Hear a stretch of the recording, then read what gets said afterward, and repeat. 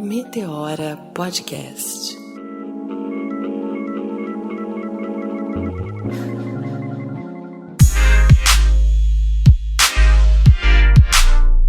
Salve, salve, galera! Bom dia, boa tarde ou boa noite para quem estiver ouvindo a gente. Mais um programa, mais um Meteora Podcast. Antes de começar e passar a bola aqui para minha parceira, minha amiga Cris, queria agradecer muito a alguns amigos especiais. A gente agradece a todos, mas a esses em particular que acompanharam o nosso início, no programa e tudo que a gente tem feito aí nos bastidores do Meteora. E são as seguintes pessoas: Simone Góes, Raquel Souza, Laila, Vanusa, Carol Targino, Nath Dutra, Dani Taquerrissa, Breno, a Mari e o Rafa dos Publicitários Negros, meus amigos, parceiros, Igor, meu querido, Tássia, Amanda Romanelli, a Jana Assunção, Leonardo, nosso editor querido, enfim, são muitos. A gente vai trazer sempre alguns nomes aqui porque a gente acha muito importante agradecer esses nossos queridos amigos. Sem contar a família, né? Você sabe, queridos, assim, pra mim sucesso foi meu pai virar pra mim e falar: eu quero ver esse negócio aí que vocês fizeram.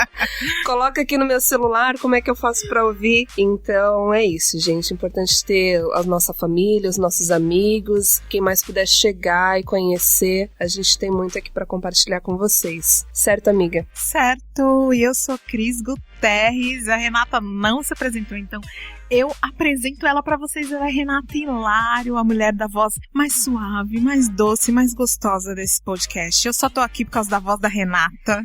Essa é a verdade. Gente, como é que eu esqueci de falar meu nome? Eu também quero mandar uns beijos de agradecimento. Um beijo pra minha mãe, pro meu irmão e pra você, né? Básico. E agradecer também a Ignes, da Maquida Modas, uma querida que tá sempre nos apoiando. A Michele, da Boutique de Crioula. O Bruno Brígida, do Clube da Preta. O Bruno e a Débora. Quem mais? Tem a Elis. Nosso podcast está sendo ouvido em Nova York. Elis Clementino lá em Nova York tá nos ouvindo e difundindo também pra galera preta lá em New York, né? O Meteora Internacional. Vou te falar que até no Japão estão nos ouvindo. Em breve a gente revela o nome. Eu tenho mais uma pessoa que eu quero agradecer, que é a Sheila Araújo também, que tá nos acompanhando. Bom, são muitas pessoas que mandaram mensagens, que comentaram, e ao longo dos programas a gente vai agradecendo um por um. Verdade. Então, gente, hoje é um programa super especial e aí a gente vai trazer alguns dados, vocês vão entender ao longo das nossas falas o tamanho da relevância desse programa. Foram vários os motivos que nos levaram a trazer essa pauta para o Meteora. Queríamos fugir do lugar comum e sabemos que muitos já falaram sobre esse tema. Porque sim, porque é relevante, porque é necessário, mas não se esgota, nem se esgotará enquanto a desigualdade prevalecer. Chamem de utopia, de otimismo, esperança ou resignação. Chamem de luta, fé, inspiração. Chamem do que quiserem, mas aposto que este programa vai te tocar tanto quanto nos tocou ao conhecermos essas pessoas inspiradoras e incríveis que nos deram a honra de recebê-las aqui hoje. Convidamos vocês a se emocionarem com a gente.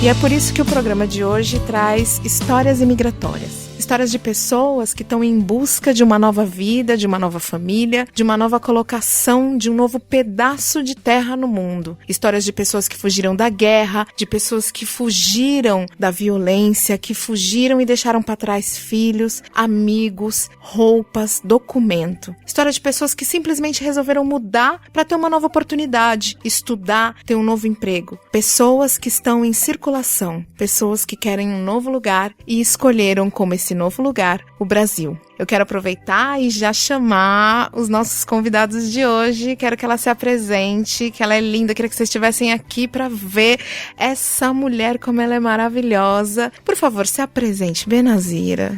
Olá, gostaria de agradecer a oportunidade, agradecer a Cris e todos os que trabalham aqui. Realmente eu estou me sentindo que eu estou tendo uma voz no qual eu posso me identificar e logo mais falando do meu trabalho. Eu me chamo Benazira Dioco, Eu sou guineense da Guiné-Bissau, país situado na costa ocidental da África. Vim para o Brasil aos 15 anos, desde 2003. De lá para cá, o mestrado me fez conhecer São Paulo. Uau, você fez mestrado, Bena? Qual área? Eu comecei o mestrado em comunicação social, mas a minha paixão por trabalho humanitário eu acabei falando mais alto e estou me formando, como digo, sempre brincando, com um trabalho voluntariado, que é cuidar da ONG África do Coração. É uma ONG que cuida dos imigrantes e refugiados aqui na cidade de São Paulo. Antes da gente passar pro nosso próximo convidado, já tô dando um spoiler porque é um homem, o primeiro homem aqui no programa. Eu não cheguei a te falar pessoalmente, Bena, mas a primeira vez que eu vi a Benazira foi no encontro de mulheres negras no restaurante da Cris, que ela promoveu há meses atrás, e quando você entrou, não sei nem explicar, assim, a sua presença foi radiante. Eu já senti uma luz, uma energia muito positiva, e quando ela começou a falar, dar o depoimento dela, eu falei, nossa, emocionou todo mundo, você deve ter percebido, né? A sua fala é super importante pra nós, e quando eu e a Cris a gente tava comentando sobre a possibilidade desse programa, eu falei, vamos trazer por favor a Benazira, porque ela é incrível, o mundo precisa conhecer e ouvir mais, né? As pessoas já conhecem muito o seu trabalho, mas a gente quer levar ainda pros nossos ouvintes, pros nossos amigos, pra todo mundo que escuta a gente. Mas falei muito, então sem spoiler, Cris, chama o nosso próximo convidado, o primeiro homem. Olha, o primeiro homem, reparem na voz, porque esse homem, ele era um locutor, jornalista. Não, e já vou contar. Um locutor de programas de love songs. Olá a todos. Estou muito feliz agora porque voltei um pouco na minha área. Uma hora, uns 5 minutos. Estou agora sentindo uma energia maravilhosa. Eu sou refugiado sírio. Eu era jornalista na Síria. Trabalhava com rádio e televisão. Voluntário na ONU, na camping de refugiados na Líbano, palestrante aqui no Brasil, vendedor. Muita coisa. Não, mas de verdade, a vida de guerra, ela deixar a gente sofrer muito, mas deixar a gente também pegar muita experiência, dar valor em cada um momento, a gente aprende uma coisa a mais, dá tempo pra gente aprender, pra gente ficar carregando esse material de guerra. Material como você dá valor pra quem tá sofrendo, ajudar os outros, ajudar os próximos. Então, pra nós, cada um dia tem uma experiência nova. Então, hoje eu sou palestrante, amanhã eu sou cozinheiro, depois de amanhã eu sou voluntário como criança, depois de amanhã cuidador de adultos. Então, para mim, com muito orgulho, eu entrego minha alma para a experiência, para ajudar o próximo nessa tempo de guerra de Síria. Estou aqui no Brasil com muito orgulho, eu voluntário com bastante projetos, ou bastante ONGs, dá valor para brasileiros, como morador de rua, como bastante coisa. Então, eu sou voluntário na vida de refugiados.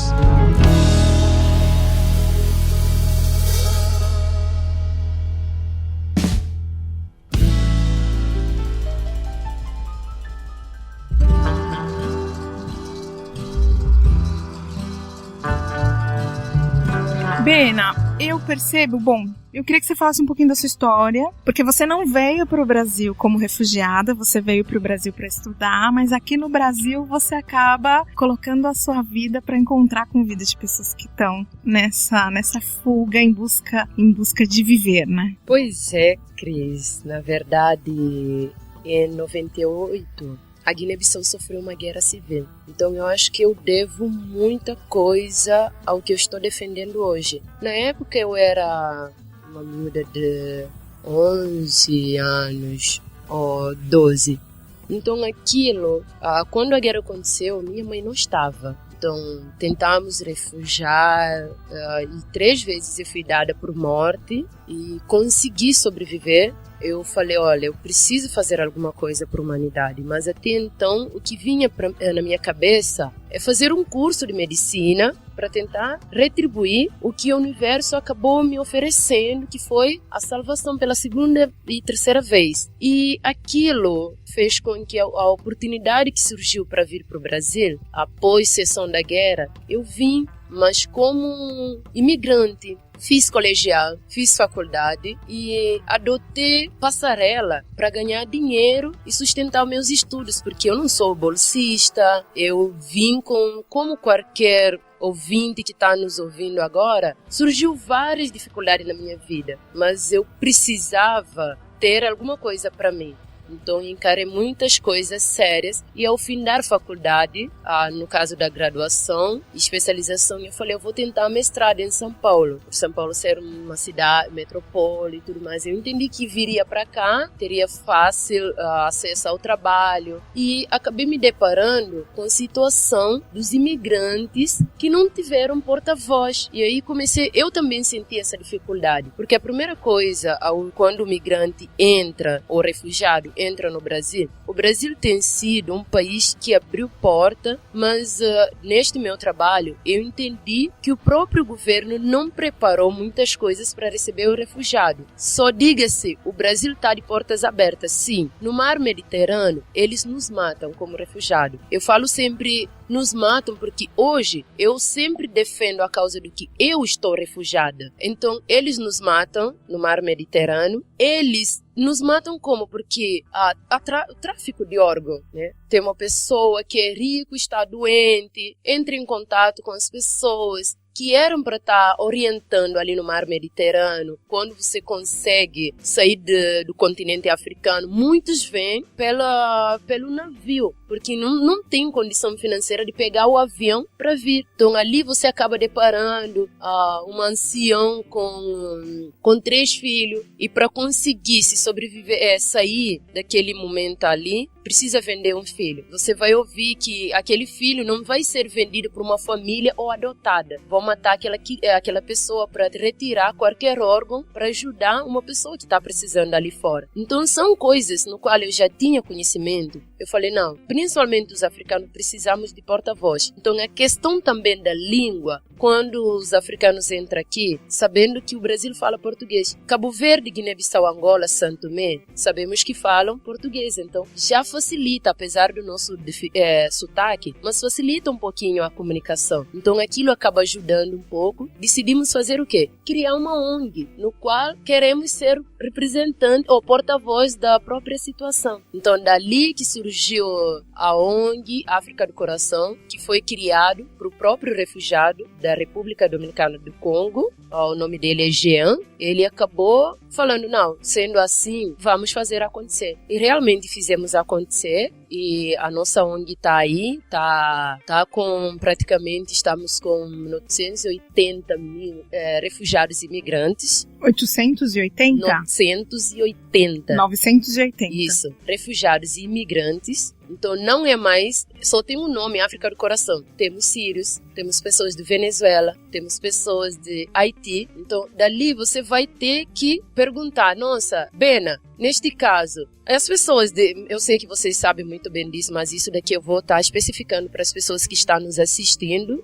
nos ouvindo, que as pessoas de Haiti, a gente sabe muito bem o que aconteceu ali, não foi uma guerra civil, mas precisavam e o Brasil abriu porta. Então aquela aglomeração das pessoas chegando sem ter o controle, e o único controle que tem é a Polícia Federal. Deveria ter as pessoas ali no Tietê, que é o rodoviário, terminal rodoviário. Exatamente, para ter as pessoas para orientar. Olha, você pode ir para Missão Paz, que lá tem uma casa que recebe imigrantes e refugiados para orientar. Então comecei a fazer algumas pesquisas para ver os pontos onde tem orientação de refugiados e imigrantes. Então essa luta foi com que me fez desistir do meu mestrado para me dedicar mais a causa e estudar mais a causa, porque não se pode só falar do refugiado e pensar no refugiado que vier para o Brasil. Sabemos que o Brasil abriu a porta, porque se a gente for olhar pela Europa como foi lida, você vai perceber uma coisa, que na Europa não é vários países que abrem a porta, eles ainda fecham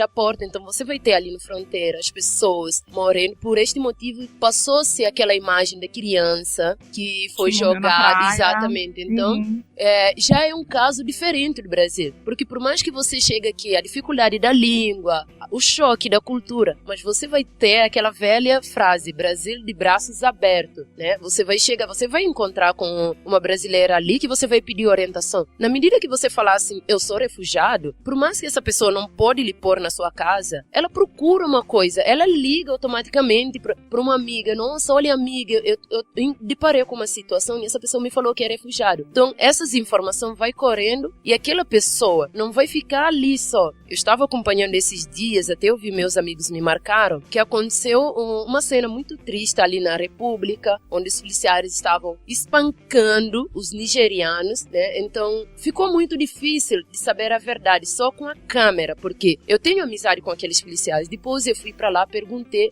realmente o que ocorreu. Eu vi uma das pessoas que estava na imagem, tá trabalhando, então não foi punido. Será que ele está com razão ou ele está com culpa? E temos que saber que choque cultural, quando é língua, nós que somos de países de portugueses, que ainda puxamos muito questão de miúda que é moça, rapariga que é moça, então aqui é uma coisa que é palavrão. E às vezes esses decorreres do preconceito, discriminação, acontece porque é uma língua, uma coisa que tem dois significados, você chama aqui e a outra pessoa vai se sentir ofendida. Por este motivo, a nossa casa ainda está bem ativa em questão de estar orientando e saber onde tem problemas desse gênero.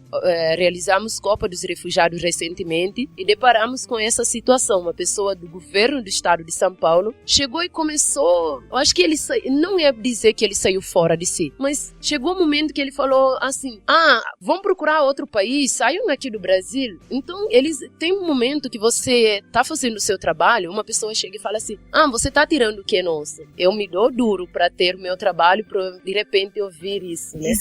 Existem alguns mitos com relação aos refugiados, não sei se você viveu algum desses aqui no Brasil. Essa questão de estereótipos, essa questão, né? De que você tá vindo pra cá roubar o nosso emprego. Também tem essa questão de que assim, são pessoas que estão vindo completamente despreparadas, que não é o caso de vocês. É jornalista, a Benazira vem fazer um mestrado. Como é que foi isso quando você chegou? Antes de tudo isso, eu quero contar pra você uma história. Quando eu estava na escola, quando a gente ficava na idade bem 11 ou 12 anos, a professora perguntou que é seu sonho que você quer ser quando você cresceu? Que é seu sonho? Todos meus amigos falaram, eu quero ser médico, eu quero ser jornalismo, eu quero ser modelo, eu quero ser... Cada um escolheu uma coisa para ele. Ninguém escolhe ser refugiado. Mas, infelizmente, quando eu cheguei para terminar minha faculdade, meu sonho é ser produtor de filme. Mas dormi hoje, amanhã acordei, eu sou refugiado.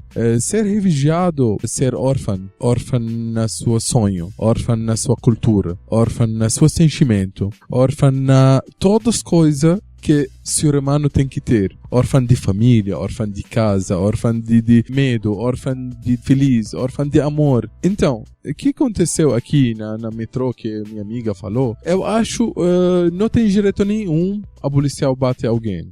Imagina esse refugiado. Se esse refugiado ele é culpado, ele é órfão de pensamento certo, órfão de sabe o que ele quer fazer. Então, os refugiados aqui no Brasil, a Brasil abre a porta assim, me dá uma carteira de trabalho sim, me dá carteira de SUSI. Eu, como cultura árabe, aqui existe muito, eu consegui adaptar com isso. Mas tem outros países, eles não conseguem adaptar com a cultura do Brasil. Então, a gente tem que fazer um trabalho especial para eles. A gente tem que, a governo, tem que preocupar com isso. Porque essa entrada, ou você fecha, ou você recebe ele certo. Então, para mim, eu como árabe, refugiado sírio aqui, eu não senti nenhum tipo de preconceito. Não senti nenhum tipo de coisa diferente, não, mas contrário, eu senti muito colhido, eu senti muito paz, muito tranquilo, eu senti minha casa, minha cidade. Mas agora quando a gente vivendo um dia por dia com nossos amigos refugiados, a gente está vivendo como tem algumas coisas não natureza do Brasil. O Brasil não existe preconceito, não existe preconceito com ninguém, de verdade, porque vocês não conhecem o tamanho de preconceito lá fora. Se aqui existe, mas não muito tamanho grande. Então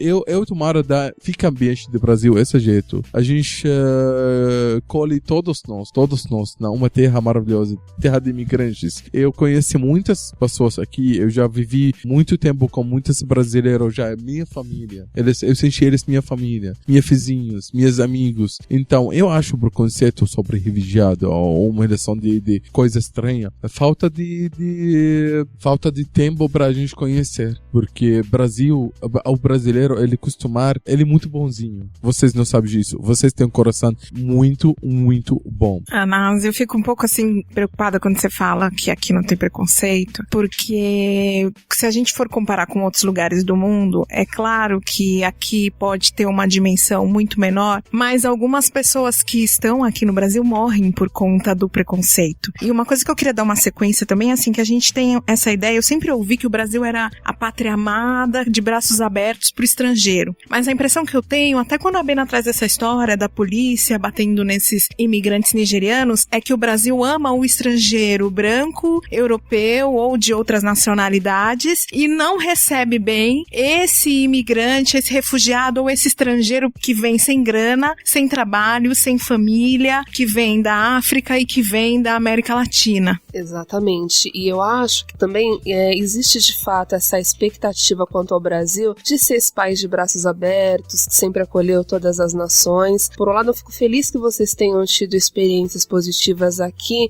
mas nós, enquanto brasileiras, né, mulheres negras, a gente não tem como ignorar o racismo velado, por exemplo, que existe aqui, o preconceito, e a Bena trouxe esses dados, né, e a gente sabe que realmente existe. Deixa eu falar pra vocês uma coisa. Eu quando eu vim pra cá, eu vivia muito com o tempo de eu conseguir fazer trabalho e conseguir como comunidade árabe aqui. Foi no abraço para trabalhar. Realmente você tá certa. A causa de outros países, eles não têm uma comunidade aqui, eles sofrem um pouco de preconceito. Agora eu sou voluntário com algumas ONG sobre refugiados, sobre direitos humanos. Então, para mim agora, na minha país não tem, eu vou falar, não tem negros. Mas para mim aqui, eu conseguir juntar meu sentimento com esse povo que eles, agora meus amigos, agora eles, a gente viaja juntos, come juntos. Semana passada eu fiz trança na minha cabelo, foi maravilhoso. Amiga minha, ela na Congo, ela que fez para mim. Então para mim eu comi comida com peixe, comida africana. Então para mim eu tomaro da certo que eu estou falando.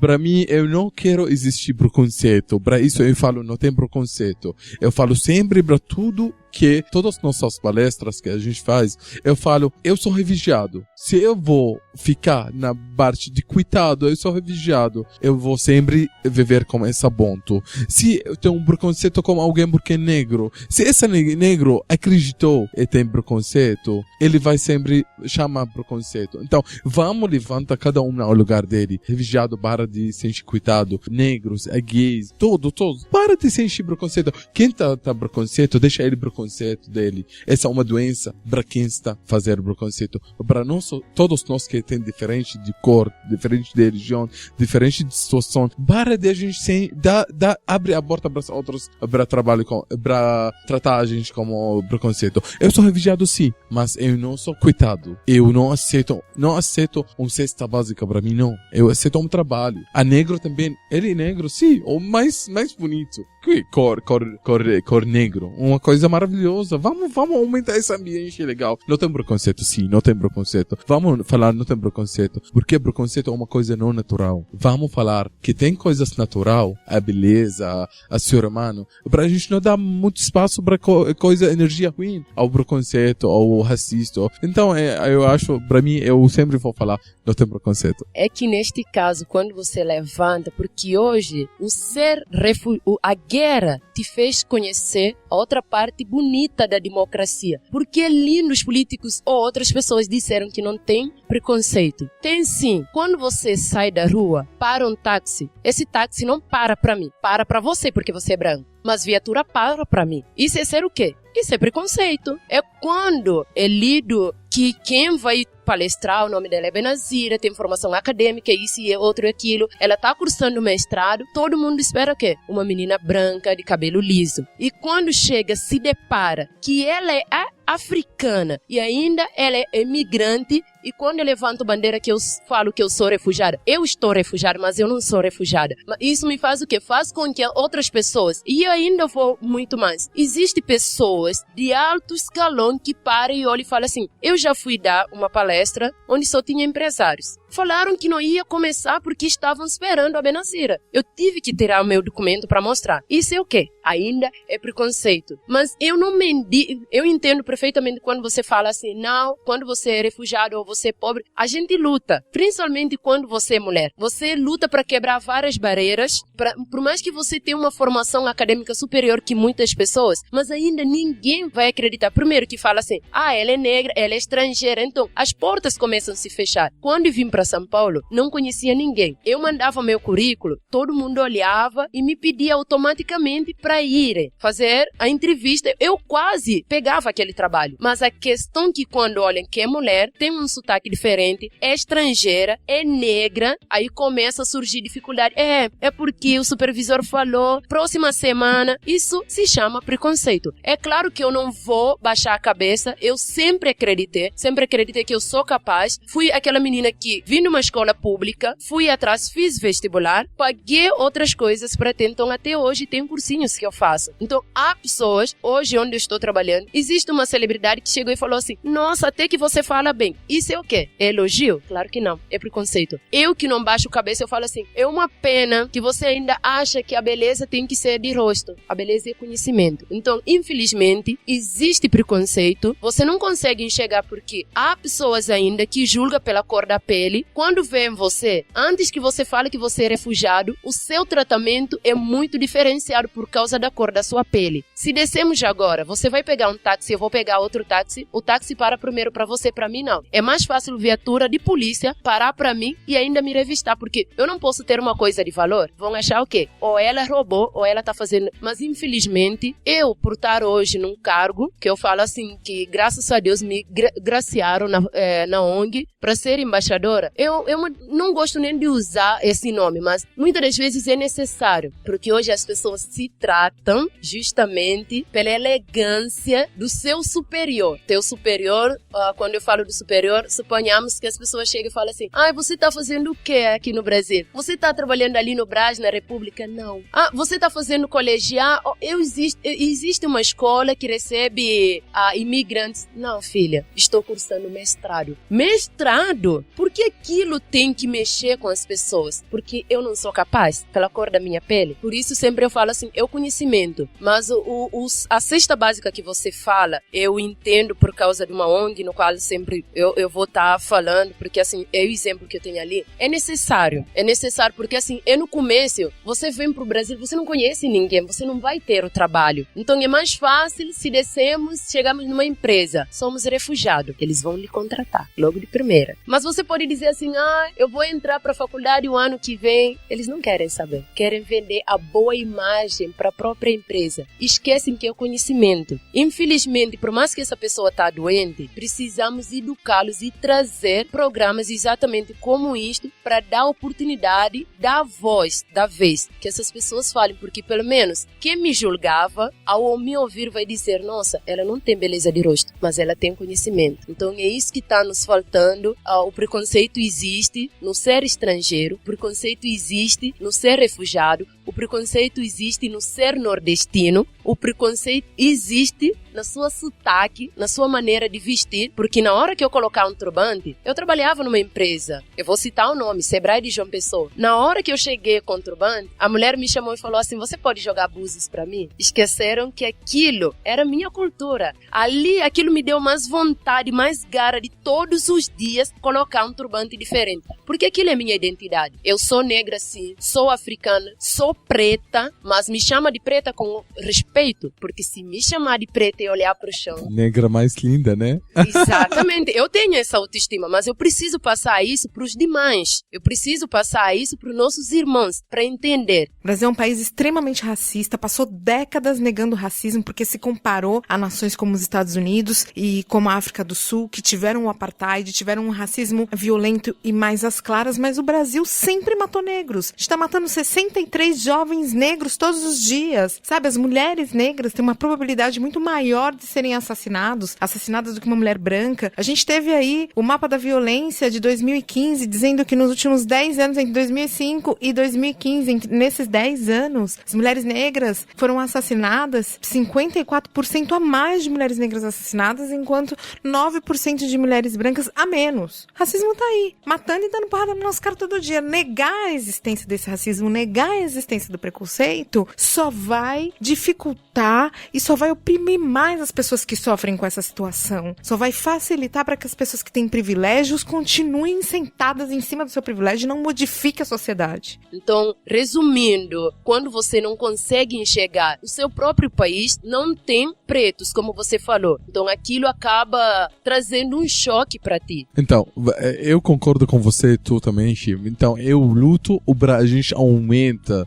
Cada um nós, refugiado, negro, tem uma coisa diferente. Ele não liga para o preconceito que existe lá fora. Eu concordo com você muito, porque a gente tá sabendo muito bom, porque tamanho do preconceito, se a gente não tratar ele tamanho forte, como você tá, você não liga para ninguém como tratar você como diferente, bonita. Então, esse é o problema dele. Vamos aumentar nosso coração, nossa cabeça, a gente não liga para essas coisas. A gente segue nossa vida, segue para nosso estudo, segue para nossa luta.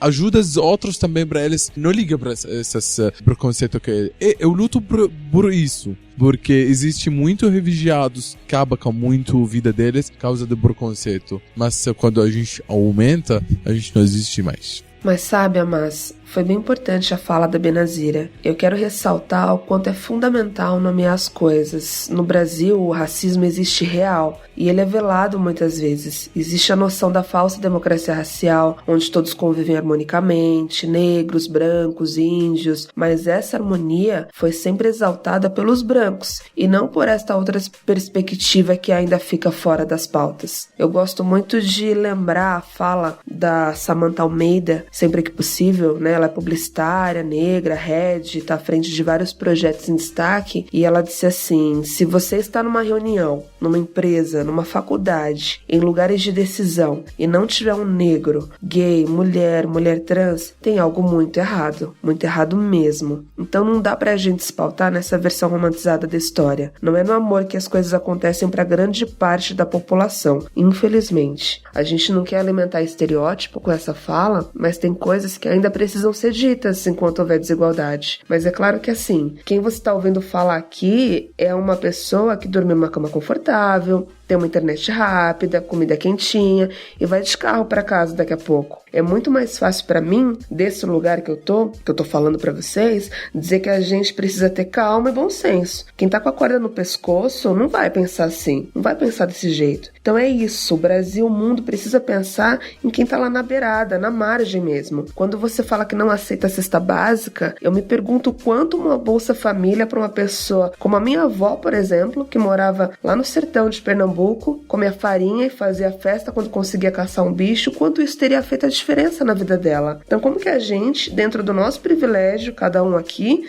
vai opinar e dizer que a pessoa que tá lá com dificuldade não deveria aceitar uma cesta básica? Então eu acho que a gente precisa ponderar e pensar também nesses outros aspectos, de acordo com esse outro cenário, outra perspectiva, ter um pouco de empatia sobre essas outras vozes, essas outras falas que não correspondem à nossa realidade, mas que estão aí presentes e que precisam ser faladas até que de fato a mudança aconteça. Gente, eu conheci há um tempo atrás o Prosper, que é um refugiado do Congo, e eu conheci um pouquinho da história dele, a gente andou conversando e a gente conversou de novo. Eu queria que ele falasse um pouco dessa experiência de ser um homem refugiado, negro, extremamente bem preparado, poliglota, e como é que foi essa chegada dele aqui no Brasil, como é que o Brasil recebeu recebeu este homem no mercado de trabalho aqui.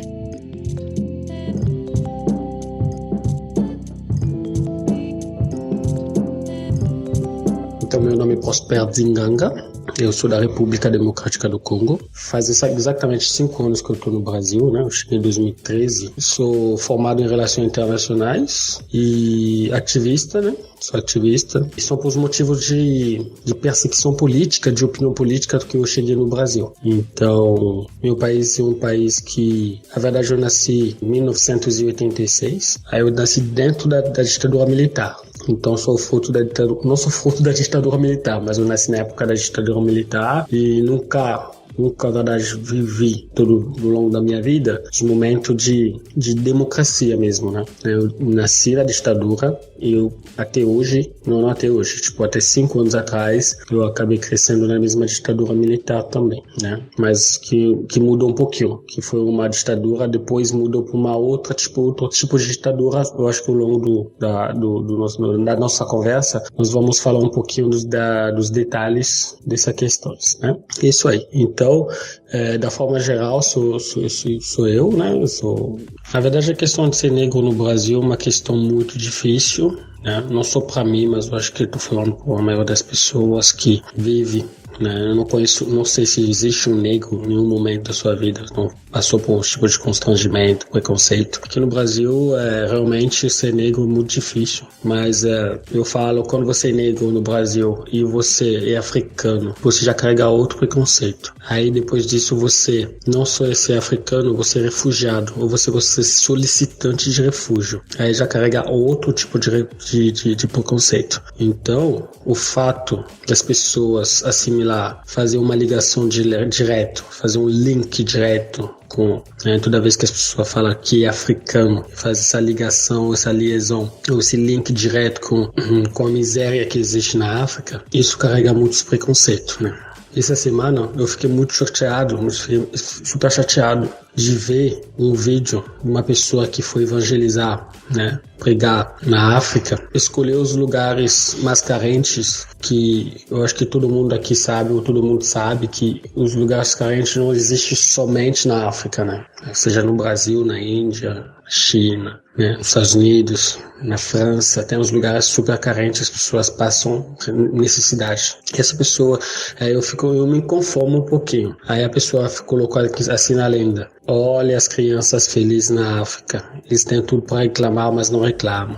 Eu achei isso, é verdade, claro, obviamente é verdade, mas do outro lado eu vejo o lado preconceito, eu vejo porque essas pessoas, quando descem nos aeroportos, vão nas grandes cidades, eles não fazem nada, não filmam, não mostram também uma outra parte da África. E fala, tipo, nas redes sociais, as crianças na África. A África é um continente. As pessoas precisam entender, precisam saber mostrar. Então, só para voltar na nossa história, eu tô falando, tipo, ser negro da forma geral, que sejam negros brasileiros ou, né, que seja, sofre já o preconceito. Aí ser um negro que te fala de refúgio, aí só carrega mais preconceito. E falando que vindo da África, aí carrega mais preconceito. Às vezes as pessoas olham a gente com um olhar de coitadinho, né? Às vezes as pessoas não querem saber o porquê nós estamos aqui, né? Nós estamos aqui porque somos consequências de algumas políticas que acontecem lá nos continentes, nos nossos países principalmente. Somos consequências. Mas infelizmente várias pessoas ignoram, várias pessoas não saibam, né, realmente do tudo que nós passamos ou nos vivemos lá. E só vejo a gente aqui, tenta julgar a gente de uma certa forma. Então, mas eu não estou dizendo que o Brasil é um país que não, claro, eu gosto, a maioria das pessoas que estão aqui eu amo, gosto, mas seria muito melhor sem aqueles preconceitos, que é difícil de combater, mas que a gente tem que sempre denunciar, sempre falar contra esse tipo de prática, né? Então, da forma geral é isso, eu sou ativista, sou refugiado primeiro, por motivos de opinião política, né? Por isso eu deixei meu país, deixei minha família, minha vida, para poder fugir, escapar de uma morte certa. Em relação ao que você falou, a dificuldade sempre tem, né? Como todo imigrante, porque refugiado e imigrante também de uma certa forma, mas uma imigração muito forçada, né? E com despreparo, pela maioria das vezes, a pessoa não se prepara para chegar, as pessoas chegam com uma mala, com uma mochila, foi um exemplo, eu cheguei com uma mochila nas costas, então foi um despreparo total, né? E chegando, que você consegue, você tem que batalhar, a verdade, né? Você entra numa outra luta, que é a mesma luta que você fugiu da vida, você foge de uma luta pela vida e você chega aqui, você tem que lutar pela vida como todo ser humano tem que fazer, né? Porque eu acho que pão não vai cair do céu, né? Você precisa correr atrás. Mas a maioria das dificuldades que nós temos, né, são as dificuldades em relação às línguas, né, a aprendizado da língua.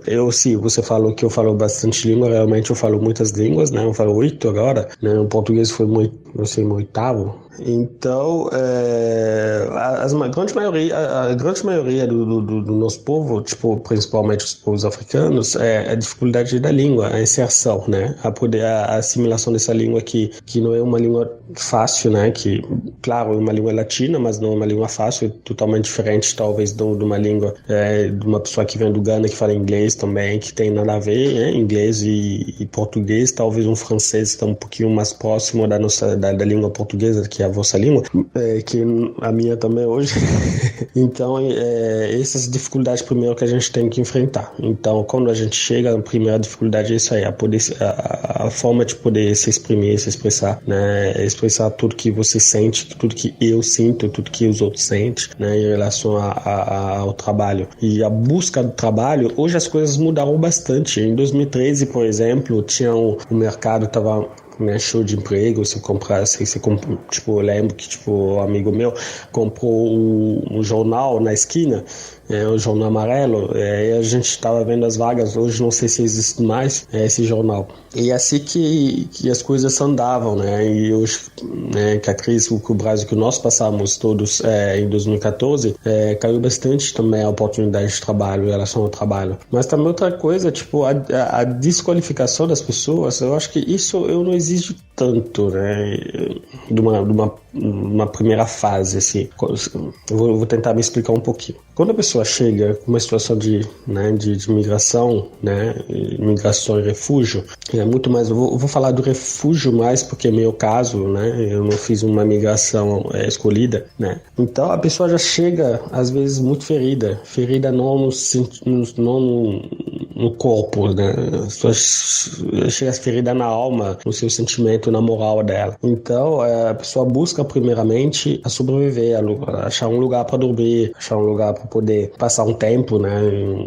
Depois vai correr atrás da língua, depois vai ter que trabalhar. Então, se essa pessoa chega que é médico, né, ou médica, sei lá, primeiramente a coisa que tem que fazer é de poder trabalhar para sobreviver. Então, dependendo do trabalho que a pessoa vai conseguir, aí ele faz para poder sobreviver. Isso foi meu exemplo. Eu sou formado em relações internacionais, né? Então, mas meus primeiros passos aqui no Brasil em relação ao trabalho não foram os passos bons, mas são os passos que também foi um patamar que me ajudou a poder crescer também de uma certa forma, né? Então eu fui, como os anglofones falam, de step by step. Então trabalhei como ajudante geral numa loja na 25 de março, né? Eu fazia um trabalho muito pesado, claro, mas isso foi o meu primeiro passo, até que eu senti um pouquinho usado, porque trabalhava lá na empresa, mas às vezes fazia mudança na casa das pessoas, né? Na casa dos donos da loja. Então, aí quando eu fiz isso 2 vezes, aí a segunda vez eu falei, não vou fazer mais trabalho, né?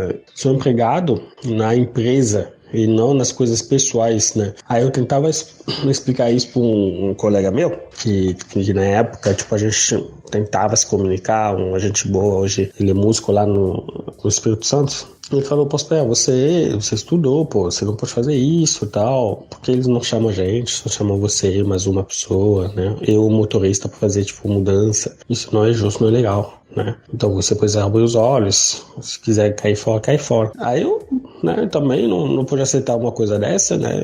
Mas justamente os donos da loja, né, nessa época, eu trabalhava para eles tinham esse entendimento de falar, esse cara não fala, então a gente pode usar ele para fazer outras coisas, né? Além do trabalho que ultrapassa os limites do trabalho do contrato. Aí eu caí fora, tipo, saí e depois eu fui numa outra empresa e tal. Até hoje eu saí de lá de novo, fiquei um pouquinho de tempo, até hoje estou no outro setor. Então, mas hoje, faz 2 anos, acho que em 2016, eu revalidei meus diplomas, que foi um processo que eu comecei em 2014, né? Aí eu saí em 2016 e vai fazer quase 2 anos, né? Que eu tô... Não, foi 2017, desculpa, a retificação foi 2017, eu comecei em 2015, aí em 2017 meus diplomas foram revalidados, né, então pela UF, que é a Universidade Federal Fluminense, né, foi reconhecido aqui no Brasil. Então, mas desde antes, eu não consigo na minha área de atuação, mas claro, uma área meio complicada, mas não tendo a língua, inglês, essas coisas, eu tento correr atrás, mas também as coisas são difíceis hoje em dia, né, mas eu tô correndo atrás. Então as dificuldades sempre são isso, o tempo que a pessoa passa, porque como eu te disse antes, o pão não vai cair do céu, né? A gente tem que ser realista de uma certa forma. A dificuldade tem, mas temos que superar essas dificuldades, né? Eu tomei essa atitude, né, de primeiramente aprender a língua, né? Falar a língua, poder expressar o meu sentimento, tudo, meu conhecimento também, né? Porque uma área fala, né? Tipo, a minha área de atuação é uma área que você precisa falar muito, que talvez ser técnico. Eu não sou técnico, né? Então, essas são as dificuldades que a maioria das pessoas passam, né? Eu encontrei esse dia porque eu trabalho numa instituição também que acolhe os refugiados. Então, e lá eu encontro bastante pessoas, né, qualificadas, né, dependendo do setor, comércio, técnico e tal, qualificadas, mas que no começo, no primeiro passo é meio complicado. Quem mais tem facilidade, eu acho que de se colocar muito mais rápido no mercado de trabalho são os técnicos, né, tipo, os profissionais técnicos, tipo eletricista, até engenheiro químico complicado, mas às vezes tem né? Mas quem fez, por exemplo, direito, relações internacionais, médicos, né? Medicina, temos bastante dificuldade de se colocar na nossa área de atuação, né? Enfermeiro, né? Acho que são o setor que exige um pouquinho mais, só tem que confiar um pouquinho mais no nosso trabalho. É isso aí, Cris. Essa fala do Próspero vem muito de encontro com algumas dificuldades que a gente já falou aqui. O Amaz mesmo falou dessa dificuldade da língua, esse choque cultural, essa questão de arrumar um emprego, e também eu acho que demonstra o quanto nós temos aqui no Brasil também uma intolerância migratória. É muito forte esse pensamento do estrangeiro e do refugiado, que às vezes é um inimigo a ser combativo, porque ele vai roubar minha paz, ele vai roubar meu emprego, ele vai acabar superlotando os serviços públicos, isso vai dificultar a minha vida, eu preciso defender os meus direitos. Não, a gente precisa mudar o nosso pensamento. Esse é um pensamento que torna frágil, né? Todos os aspectos da globalização. O fluxo de pessoas não foi pensado na globalização. A gente consegue fazer um fluxo muito fácil de mercadorias, de informação, de tecnologia, inovação, mas a gente não conseguiu pensar qual vai ser o limite das fronteiras para as pessoas. Isso a gente não pôs em prática. As pessoas acabam sendo marginalizadas e não são reconhecidas no lugar onde elas chegam, para formar uma nova vida, para formar uma nova família e para ajudar esse lugar a crescer. Essas pessoas estão trabalhando, elas pagam impostos, o país onde elas estão se beneficia com esse pagamento. Se elas estão utilizando serviços públicos, é porque elas pagam impostos que financiam esses serviços públicos. Muitos dos empregos que essas pessoas estão ocupando são empregos que os próprios brasileiros não querem ocupar. O Próspero já fala, ele chegou para trabalhar na 25 de março, carregando caixa, fazendo trabalhos que é um cara que fala 8 línguas, e tem brasileiros que às vezes mal falam português, mas não querem se sujeitar a um emprego como esse. Mas eu queria voltar numa fala da Bena, que é essa chegada desse refugiado aqui na cidade de São Paulo, ou seja lá em Roraima com os venezuelanos? Porque hoje, quando você chega, você vem para um país diferente, que às vezes você não fala a língua. Como é que é essa chegada aqui? Porque ninguém te recepciona, ninguém te espera. Eu não sei como é que foi para você, Ana, se você veio com dinheiro, se você já tinha alguém aqui que você já conhecia. Fala um pouco para mim da sua chegada. Eu cheguei para cá em 2015 com R$2.000. Eu procurei na internet onde jovem árabe mora aqui para dividir casa com alguém. E por que Brasil? Porque Brasil é o único país que me dá passaporte. Eu quando fugi na Síria, eu fugi sem documentos. Eu fiquei preso com o Estado Islâmico 11 dias, porque eu trabalho como jornalista, como um programa na televisão. Depois, quando eu fui na Líbano, eu entrei na Líbano sem documento, porque pode entrar no documento normal dentro de Síria e Líbano. Então, fiquei 3 anos trabalhando como ONU. Depois começa o governo Líbano, eles cobram a gente muito, quer paga cada 3 meses, paga muito dinheiro. Na verdade, eu não tenho. Eu deixei tudo que eu tinha na Síria. Eu procurei um país para aceitar minha situação. Eu fui quase 30 abaixo cancelado na Líbano. Ninguém me dá passaporte ou documento para eu sair de Líbano. Eu não quero ser coitado, porque na hora de milagre, eu entrei na internet e eu achei Brasil. Brasil, eles falam, dá um passaporte para refugiados. Eu fui para tentar. Eu entrei na entrevista, eu falei, situação aqui assim, eu quero viver uma vida nova. Ele falou para mim, bem-vindo. Eu não acreditei. Eu fui na casa, eu falei pra minha família, eu já consegui um passaporte para Brasil. Todos falaram pra mim, filho, alguém tá roubando a sua dinheiro, quanto você pagou? Falei, nada, não paguei nada. Não é possível isso. Até quando eu fui no aeroporto, entrei no avião, eu acreditei, minha família acreditou. Então, pra mim, eu senti, fechou todas as portas na minha cabeça. Fechou, um jovem tem 26 anos, não sabe onde ir, não sabe onde começar, não sabe tudo isso. Eu não gosto de falar sobre eu coitado, sabe? Eu gosto de falar, eu posso fazer, eu posso aumentar minha sonho, eu posso fazer tudo que eu quero. Se tem nada, eu cheguei pra cá com R$2.000. Eu fui na casa de alguém, dividi casa com ele, o quarto, 20 dias, acabou. Não tem mais dinheiro. E Anas, qual que era a imagem que você tinha do Brasil? Eu não conheço nada de Brasil. Eu conheço só samba, FIFA, carnaval, coisas bonitas, povo alegre, só. Mas quando eu cheguei pra cá, eu tomei susto. Tomei susto de tamanho de diferente. Tudo diferente. Você pode ver aqui japonês, chinês, árabe, africano, europeu, brasileiro, menos brasileiro. Não, brasileiro. Você pode ver tudo esse material aberto de você assim, então você fica com tudo na sua cabeça complicado, entendeu? Então, eu fiquei de 20 dias aqui, sentado, depois acabou meu dinheiro. Eu tenho que trabalhar. Eu fui na praça, onde tem árabe, loja por loja. Eu quero trabalhar. Alguém ofereceu pra mim um trabalho. O quê?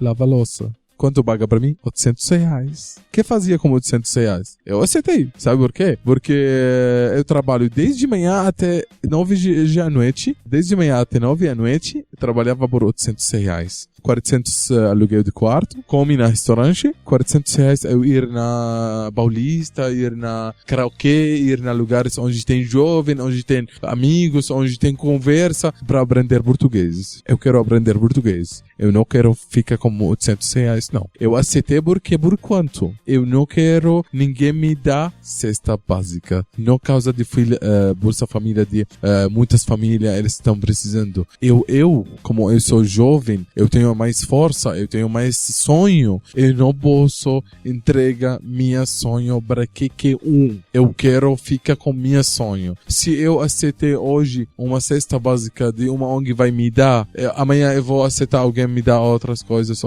não, eu quero fazer tudo eu, porque se eu não fiz eu entrego o meu sonho para nada. Então depois, quando 6 meses eu consegui aprender um pouco de português, eu consegui entrar na uma ONG, trabalho com refugiados, nome dela ADUS, significa a caminho. Então eu quero esse caminho. Eu consegui entrar na vida dos eventos, eu vendi algumas perfumes árabes, algumas coisas, cultura de árabe, eu consegui fazer tudo que eu quero. Eu abri uma box pequenininho, eu consegui trouxe minha mãe e minha pai pra cá, eu consegui viver minha limite que eu quero sonhar. Agora eu estou fazendo um curso de cinema, eu ganhei como bolsa de estudo, eu quero quero voltar na minha área. Eu quero também agora ajudar as jovens, as refugiados, como não entrega sua sonho para ninguém, não entrega sua alma para ninguém. Você tem história diferente, você tem história legal. Aqui existe alguém mesmo, ela falou, você vai na um emprego, eles vão aceitar você, mas eles não vão deixar você estudar, certo? Então, a gente tem que aumentar isso na nossa alma, não entrega sua sonho, não entrega sua vida para ninguém. Se alguém quer ajudar você a um ponto, legal, mas não entrega ele, deixar você, só pra cá, não pode mais entrar ou andar um pouco, não. A gente pode andar, a gente pode fazer. Eu fiz um emprego, eu tenho 2 funcionários brasileiros. Eu não trato eles como lei de brasileiros trabalhista, eu trato eles mesmo minha lei de ser humano na Síria. Eu aceito que eles querem, eu sento, converso, eles não um número pra mim. Quando eu fechei loja, ela falou pra mim, eu não quero o benefício com você, eu não quero, porque você me dava mais que eu devo pra você. A marmita que você trouxe na sua casa, que sua mãe fazia todo dia pra nós, essa vale muito de um salário mínimo na final de ano. Então, esse ser humano que é dentro de nós pode existir, se refugiado, se negro, se que coisa, a gente pode aumentar ele pra mostrar quem é esse ser humano. Não porque eu sou refugiado, então eu sou coitado e não aceito. Você sabe, Anas, eu tava te ouvindo falar e antes de passar pra Bene, e até pra segunda parte do programa, né, que a gente vai falar de sonhos, de futuro, perspectiva, eu tava aqui pensando, né, o universo de cada um é muito particular e a gente de fato não pode generalizar e achar que a realidade da Bena ou a sua vai responder de todos os refugiados que estão aqui ou em outros países, né. E aí eu lembrei que há uns 2 anos atrás, em uma ONG aqui em São Paulo, não vou citar o nome, eu fui fazer francês e meu professor era senegalês, né? E é poliglota, fala diversas línguas. E essa ONG também tinha esse propósito de ajudar os refugiados aqui, só que um determinado dia ele acabou compartilhando comigo que ele estava muito chateado, que ele veio com um propósito, né, de acolhimento dessa ONG para dar aula e eles estavam com salário atrasado. E eu fiquei extremamente revoltada, porque eu falei, gente, eles já vêm numa situação complicada, crítica, e ainda estão sendo explorados por uma ONG, né, que defende, levanta uma bandeira de que dá apoio aos refugiados. Então eu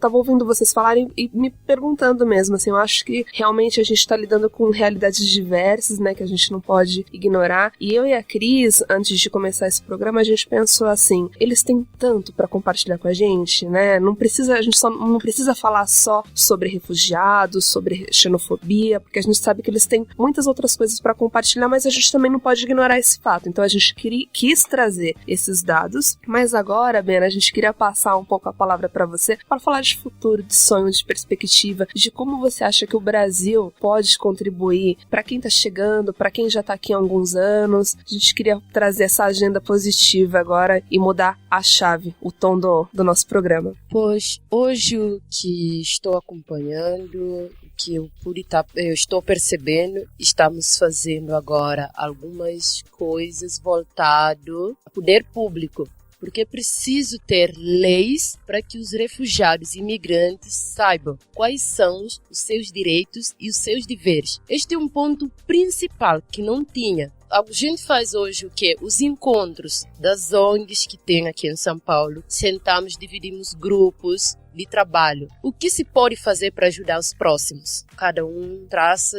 suas ideias, sentamos e conversamos. Temos saldos positivos no qual temos um projeto onde estamos fazendo junto com a Prefeitura de São Paulo. Vai até 2020, então já estamos trabalhando com os médicos voluntários para saberem e oferecer cursos também de língua, num preço muito acessível, porque de vez em quando você é doente, vai num posto público. Já temos casos de alguns refugiados que foram pro posto e falaram assim, não, aqui a gente não atende refugiados. Opa, como assim não atende refugiados? Saúde é para todos, não é limitado. Então eu sou mesmo aquela menina um pouco sangue quente, que vai na frente e ainda quer saber, mas assim, também eu sou uma menina muito tranquila de querer ouvir outra parte da moeda para não julgar e não tiver aquele choque que depois, porque o assunto é refugiado, qualquer coisa que se fala já vira bola da vez. Então o meu objetivo ainda aqui, eu já tenho um cadastro na ONU Mulher, em Brasília. O meu sonho hoje, estou lutando muito para ser voluntária da boa vontade da ONU aqui no Brasil. Então, por este motivo, eu acho que assim, eu estou dando mais do que máximo. Estou fazendo o trabalho com amor, mas eu preciso chegar e ter uma cadeira dos refugiados, porque eu vejo muito discursos. Eu acho que assim, é uma coisa, aquele papo, sabe, bem editado, você tem... Eu acho que encornaram muitas coisas que chegam na redes pública e falam. Então, tá faltando muita ação. Precisa ter refugiados de cada nacionalidade ou precisa ter de cada continente de voluntários ali em Brasília para que possamos trazer mais coisas, porque ninguém é melhor para falar da situação do que nós, porque nós sabemos o que passamos, nós sabemos o que estamos passando. É só, eles falam orientação Polícia Federal. Chega na Polícia Federal, tem coisas que eles falam assim, você para e fala assim, isso não é para refugiado. Ah, não é? E agora? Há um momento que eles têm que fazer a pesquisa. Eu acho que assim, falta essa preparação, tem que ter até um estagiário refugiado para poder orientar, olha, somos refugiados desta nacionalidade, isto quando estes projetos foram provados pelo poder público, aí para saber o que é nosso dever e o que é o nosso direito, para poder encaixá-lo. Dali eu acredito que vamos fazer um trabalho muito bonito, iremos fazer um trabalho muito positivo, que hoje eu não falo só do meu sonho, falo do meu sonho pensando nos meus irmãos, nas minhas irmãs refugiadas, que pretendem, como ele, que está com essa gara, que ganhou uma bolsa para fazer o curso de teatro, e apesar das dificuldades está aí estudando, e está trabalhando, e ele ainda trouxe umas coisas muito bonitas, que é artigos de artesão do país dele. Então, não só perfume, roupa, brinco, então é várias coisas. Então você vai encontrar comida. Claro que se você for olhar num restaurante é muito caro. De repente você fala assim, eu conheci a Ana. Eu tô fazendo festa, despedida de solteiro. Então aquela coisa vai ser integração e divulgar também o trabalho. E mesma coisa você fazendo com árabes, você pode fazer com o continente africano, né? Fazer a mistura. O que a África tem. É como aquela velha música. O que Bahia tem. Tem acarajé, tem beleza, tem pelourinho. Tem N coisas. Então a gente só conhece o pelourinho porque foi divulgado naquela música de Michael Jackson. Tem o próprio candomblé. É bom respeitar as diferenças. Na medida que respeitamos as culturas de cada nacionalidade, teremos um mundo menos preconceituoso. Porque se eu sou evangélica, ela não é. Eu vou começar, minha religião é melhor. Minha religião salva, o seu não salva. Preconceito começa ali. Porque você está menosprezando o que é dela. Então temos muito mais do que própria a beleza do próprio religião. Eu acho que assim, eu vim de uma família muçulmana, eu tenho uma parte católica, minha mãe é de candomblé, eu tenho parte protestante que é meu irmão, então eu sou uma feijoada. Se me perguntar como é a sua família, minha família é feijoada. Então nessas daqui eu frequentei tudo para conhecer e hoje eu sei muito bem lidar. Quando eu vou pro Salvador, eu não quero saber, eu acho que filhos do gangue é a última coisa, mas eu vou mesmo para terreiro. Gente, eu quero comer acarajé, primeiro acarajé que eu como é ali do terreiro, porque eu quero conhecer mais sobre essa cultura. Eu vou no terreiro, aprendo a dançar. Não é só capoeira que tem ali. A diversidade do Brasil está principalmente em Salvador, porque ali você vai encontrar povo de candomblé, você vai encontrar o povo de muçulmanos, você vai encontrar povo de igreja. Então quando você acha que o país precisa ser laico, você precisa ser laico. E vamos parar, se você sabe que a sua religião salva, que é o único que tem Jesus, tenha uma maneira de abordar e não chegar e dizer assim, Bena, se você não se converter à minha religião, você vai morrer e vai pro inferno. O inferno começa com o seu pensamento. Você acha que aquilo lhe salva? Então, assim, a diversidade cultural. Entanto que estamos num país continental. Se você for pro sul, você vai encontrar o quê? A cultura europeia. Se você for ali mais pro nordeste, ainda um pouquinho, você vai encontrar o quê? Não só nordeste, mas se a gente for agora Minas Gerais, vamos falar das obras do Aleijadinho, vamos falar do Ouro Preto, então você vai encontrar o quê? Eu fui pra lá, encontrei numa determinada local, eles estavam cozinhando a lenha. Aí você para e fala assim, nossa, onde eu estou? Então aquilo é preservar a cultura. O Brasil é gigante, exatamente, né? Então a cultura não é aquela coisa, ainda eu falo assim, que os brancos colocaram, principalmente na nossa cabeça, que a imagem de Jesus Cristo é lindo, cabelo liso, olhos loiros. Nossa, é bonito. Eu vou vou contar para vocês uma história maravilhosa acontecendo na minha vida. Tem uma igreja muito antiga na Síria. A gente foi para lá, ela é uma montanha muito grande. A gente entrou na igreja, eu sou muçulmano. Eu entrei nessa igreja, a gente tem uma foto na cima muito grande, muito bonita, para uma negra com um bebê negro. Ele é Jesus. Quem fez essa imagem, ele fez Jesus, o mais de Jesus, melhor imagem na cabeça dele. Ele achou a beleza na vida dele, uma mulher negra como um bebê negro. Então, o fato de Deus às religiões, para cada cabeça tem uma imagem maravilhosa, mas muito, muito, muito lindo se a gente cada um deixar para ele, para ele mesmo. Eu não importa como religião de ninguém. Eu sou muçulmano. Quando eu cheguei para cá, eu tomei susto de Templo de Salomão, causa de judeu. Mas para mim, dia por dia, eu descobri melhor meu amigo, ele judaico. Melhor meu amigo. Onde eu estou, gente? Eu estou no Brasil.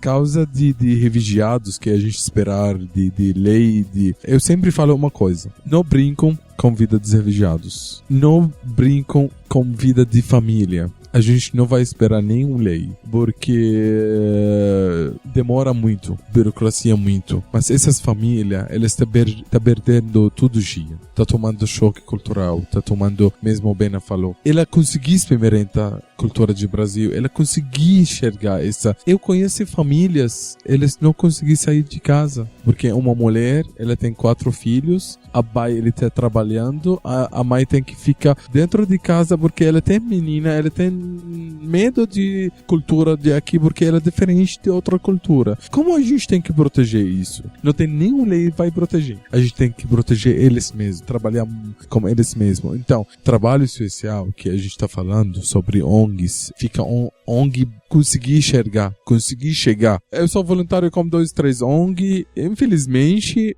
cada dia a gente acontece uma coisa como a gente. Chega muitas pessoas jovens, quero ser voluntário com vocês, quero fazer. Para quê? Para 6 meses na currículo, voluntário com uma ONG. Gente, não brincam com vida de refugiados. Não brincam com vida de família. Porque aconteceu uma coisa comigo, eu vou mostrar para vocês depois com fotos, mas eu vou falar. Chegou uma amiga minha, ela falou, Anas, eu preciso de sua ajuda. Eu falei, o quê? Eu vou na Líbano para ser voluntário com campo de refugiados. Você tem como me ajudar? Eu falei, nossa, meus amigos, minhas famílias, todos lá. Mas olha, vem cá, eu vou fazer para você na minha casa, você vai ficar uma semana lá. A quanto eu pago para você? Nossa, você vai visitar a minha casa, você não vai alugar na minha casa. Eu vou ligar para minha chefe e falar para ele, eu tenho um voluntário lá, ela fala inglês, ela vai ajudar vocês bastante. Ela quer tirar algumas fotos, ela quer ajudar. Beleza, tudo certo. Eu falei para ela, mas olha, você tem que fazer o seguinte, tem 2 partes, você tem que respeitar. Um parte, causa de roubo, porque as pessoas lá, eles assustam. Outra parte, causa de comida. Você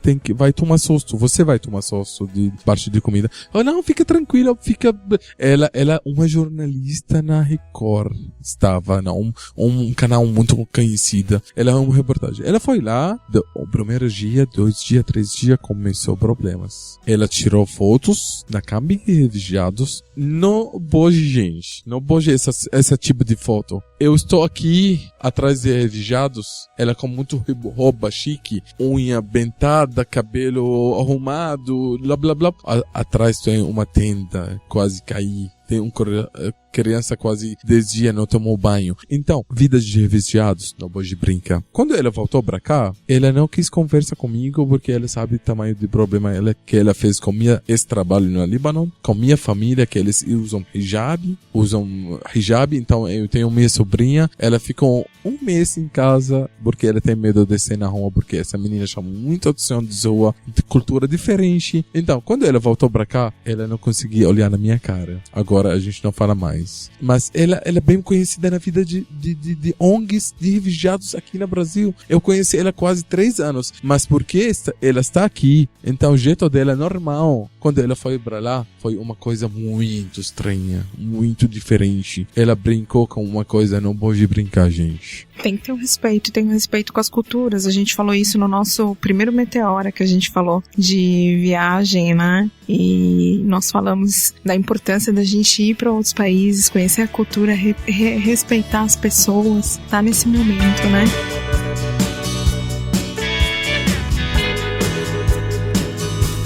Vamos falar, a gente tava falando de futuro, né? De expectativas. Eu quero saber, Ana, quais são as suas expectativas? O que você tá preparando para você aqui no Brasil?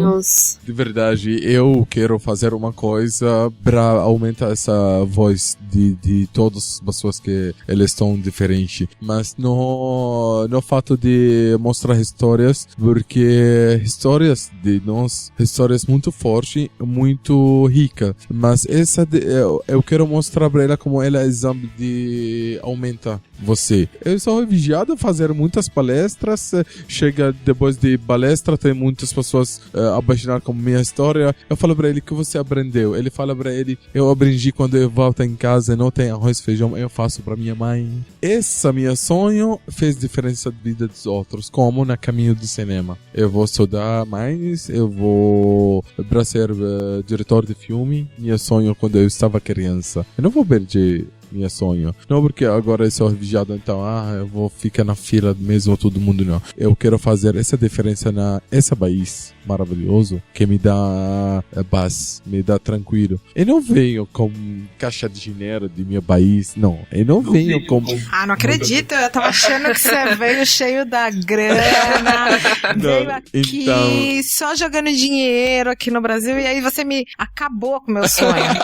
Acabou com a expectativa que eu tive, gente. Ô, Cris, e pessoal que tá ouvindo a gente também nos bastidores, ele falou pra gente que ele faz um programa, fazia, né, um programa de rádio sobre amor, a gente nomeou aqui de Love Songs, e aí, né, acho que é importante falar disso também, você podia retomar, por que não? Porque a gente só fica falando nessas questões, né, da xenofobia, refugiados, e a gente tem tanto pra contribuir, a gente é muito mais. 2010, eu estava no primeiro ano na faculdade, apareceu uma menina na minha aula, ela falou, gente, a gente vai fazer texto de voz hoje na sala 5. A gente todos foi pra lá brincar, não fazer nada. Eu fiz um cara de muito... aqui no Brasil vocês falam palhaço.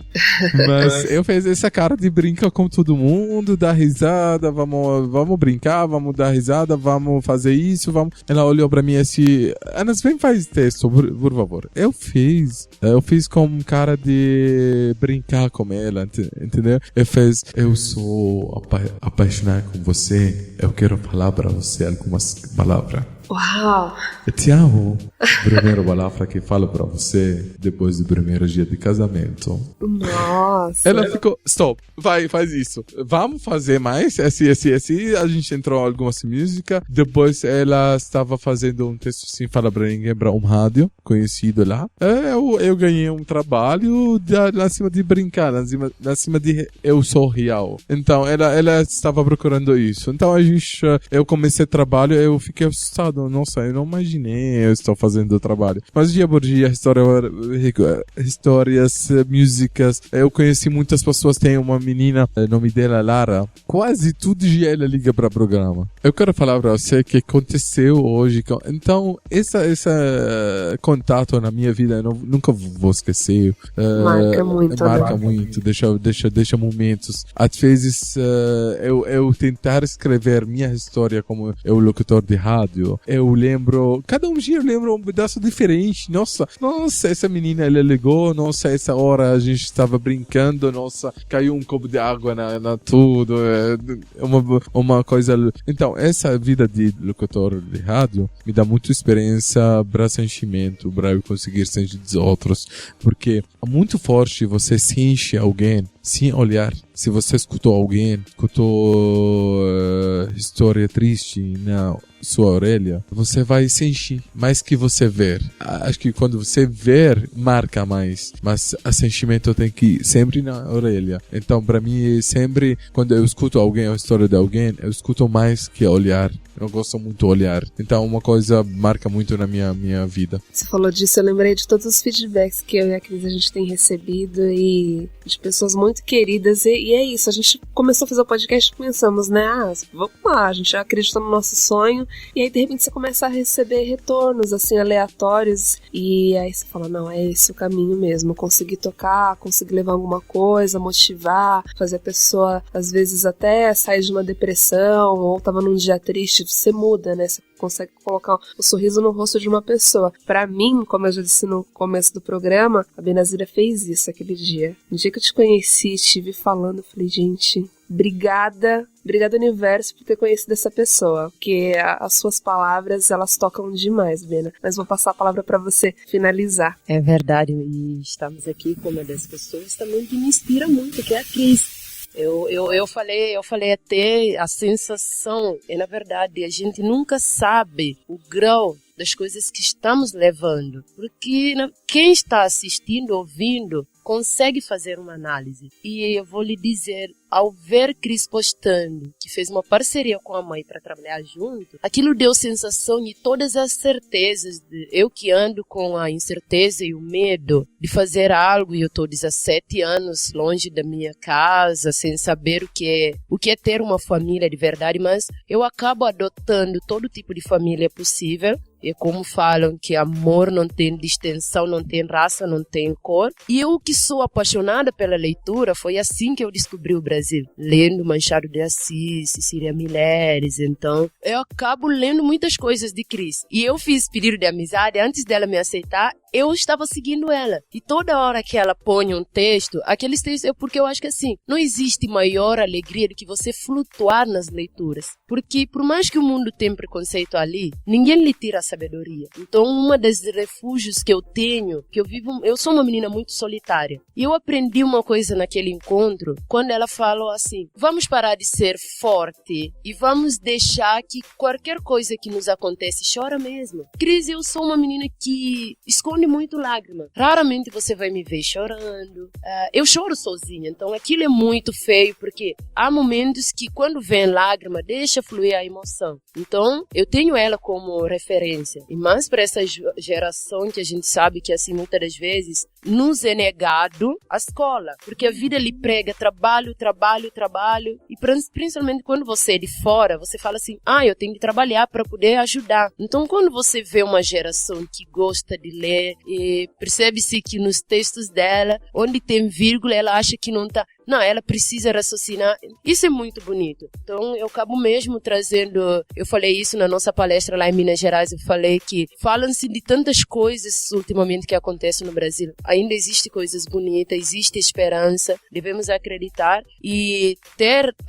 Poucas pessoas hoje postamos fotos e esquecemos legenda. E se alguém postar a legenda, o ser humano hoje se torna preguiçoso de ler. A gente passa uma hora na internet, olhando no Facebook, quem está se vestindo, quem tá não sei o que. Então a gente acaba esquecendo. Então aquilo são coisas muito fortes. E as pessoas perguntando, será que isso vai dar certo? Olha só o nosso pensamento. A mãe gerou ela e por que não vai dar certo? Então isso me fez, estou criando um projeto baseando no que eu vi. Só a imagem dela, né? E a mãe. E pude conhecer agora o restaurante, vi aquele feedback direto entre ela e a mãe e a família. Eu acho que assim temos que voltar a trazer os valores familiares. Não importa que tipo de família, o importante é ser feliz. E a linguagem universal do amor é um só, que circula na nossa pele, que circula dentro dos nossos corações. E que a gente consegue expressar isso. Então, como referência, temos ela, eu entro muito pouco no Facebook de outras pessoas. Eu sou do tipo que posta, mas eu procuro deixar uma legenda. E essa semana todo mundo começou, eu adicionei, mas ela não pode mais aceitar.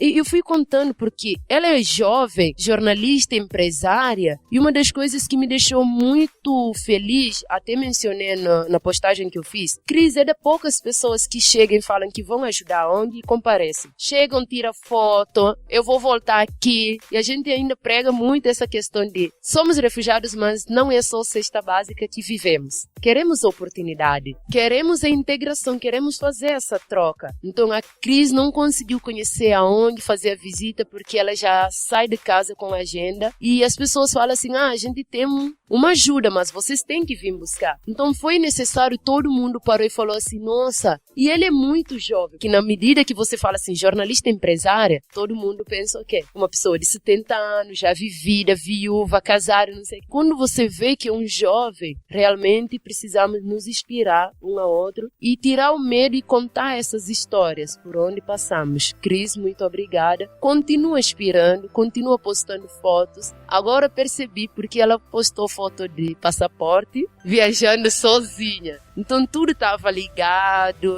tudo tem alguma coisa a ver com a outra. Não é para ficar, é para continuar, quem sabe, postando para você. Talvez você nunca parou para perceber que tem pessoas que gostam de ler o teu texto. E eu sou do tipo que lê em voz alta, porque eu falo assim, tá bom, tá errado. Depois da palestra ele falou assim, eu gosto de analisar. Chegou e começou, olha, fulano, você foi assim, você começou. Bena, você começou. Eu gosto porque tem pessoas que puxam nossos ouvidos. É pro nosso crescer.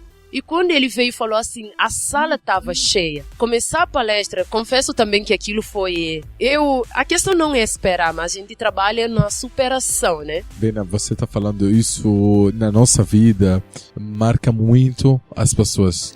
Eu gosto muito, marca com vida de nossa área, nossa refugiados, porque eu acho, eu sem família aqui. Então, se ela chegou pra mim e falou, essa sua camiseta hoje não tá bonita, muda, eu mudo na hora, eu fico muito feliz, porque eu vejo esse ambiente. Então, quando eu ver um refugiado tá fazendo uma coisa na vida, eu falo pra ele, vem cá, vamos fazer roçar seu cabelo, faz isso, porque um carinho que Cris deu pra você lembrou a vida inteira, você nunca vai esquecer. Um carinho que eu faço com você, porque eu não tenho isso, que não tenho, sabe, muito bom que outros precisam. Então, quando eu falo isso, não brinco com você. Eu estou falando para isso, sua palestra maravilhosa, rica, vamos fazer isso. O sentimento de pai, porque eu sou órfã. Sentimento de sua mãe, porque eu sou órfã, entendeu? Então, essa nossa carinho que você veio com ela, essa que a gente precisa. Marca muito na minha cabeça, muitas pessoas aqui no Brasil. Nossa, eles fez mudança na minha vida. Só porque eu estava sozinho, triste. Eu não gosto de falar sobre essa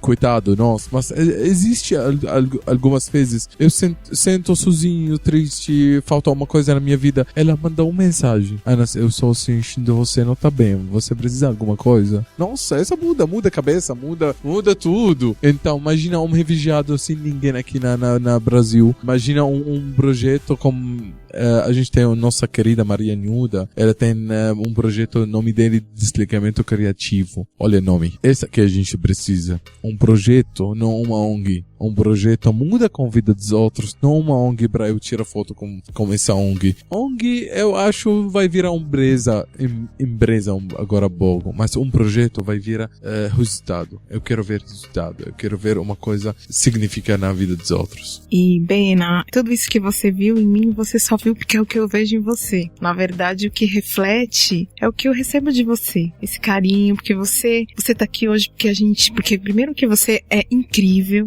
você tem uma história incrível pra contar e porque a gente te admira demais, muito, né? Então esse convite pra vocês dois, assim, foi um convite de admiração. E aí a gente agradece, né, por estar aqui. E Renata quer falar? Fala aí, Renata. Eu queria agradecer muito os dois, é uma honra conhecer o Anas, a Bena, que eu já falei bastante, e eu tava ouvindo vocês, assim, bem emocionada, e eu lembrei de uma frase da Maya Angelou, que ela fala: aprendi que as pessoas esquecem o que você diz, esquecem o que você faz, mas não esquecem como você faz com que elas se sintam. Então acho que é isso, né, sobre isso que a gente tem falado aqui. Essa frase é incrível, você terminou muito bem, Renatinha.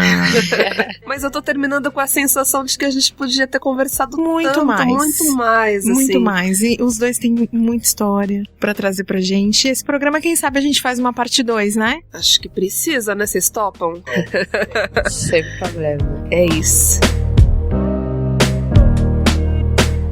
Antes de acabar, eu queria que a Benazira falasse uma coisa. Duas coisinhas que faltaram, Bena, e precisava ser rápido, porque a gente não tem tempo, a gente já estourou todos os tempos possíveis, né? Hoje, Bena, quando um refugiado africano chega no Brasil, como é que é essa chegada dele? Ele chega no aeroporto, tem alguém que fala pra ele que ele tem que ir pra ONG Caritas, tem alguém, ele fica perdido? Ele já vem com direcionamento? Vem com esse direcionamento, como é que é isso? Não. Quando o refugiado chega no Brasil, dependendo da... Hoje já São Paulo já é bem conhecido em relação a isso, e tem ONGs que tem fama ou tem famoso. Aí a gente acaba quando chega e fala assim, vá pra ONG tal de fulano. Muitas das vezes não é porque essa pessoa que mais sai na TV, essa pessoa que mais dá entrevista, mas no aeroporto não tem nada. Por este motivo, criamos uma parceria com o governo do estado, onde vamos começar a levar exatamente estes problemas que na rodoviária e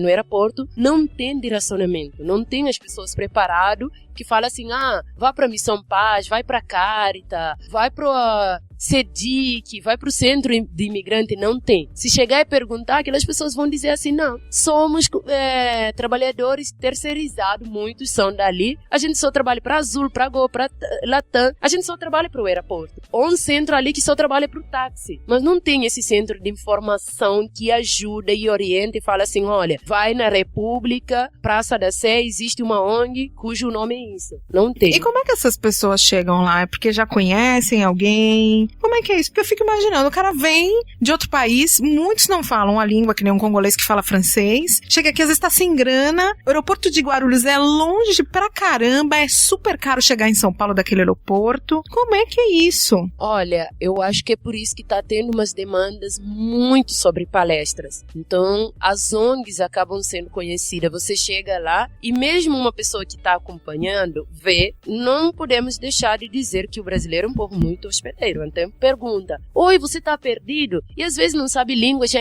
direciona e fala assim, encontrei perdido. E aquela pessoa que tá trabalhando ali fala assim, tá entrando agora no Brasil. Lembrando que aquela pessoa que tá acompanhando já viu na novela, já viu em programas de TV, aí chega e fala assim, eu conheço o ONG e tal. Eu acho que assim, hoje a nossa ONG tem uma demanda muito, muito, muito forte, porque conseguimos levar a entrevista para o programa da Fátima Bernardes, a Record, a Rede TV e principalmente a Band que fez a cobertura da Copa dos Refugiados. Isso foi uma coisa muito interessante, porque às vezes a pessoa te liga, eu já recebi ligação semana passada, uma mulher da Síria que veio. Aí eu penso assim, peraí, o lar sírio, os sírios têm mais famas e são mais conhecidos aqui, né? Deveria ser instruído para lá.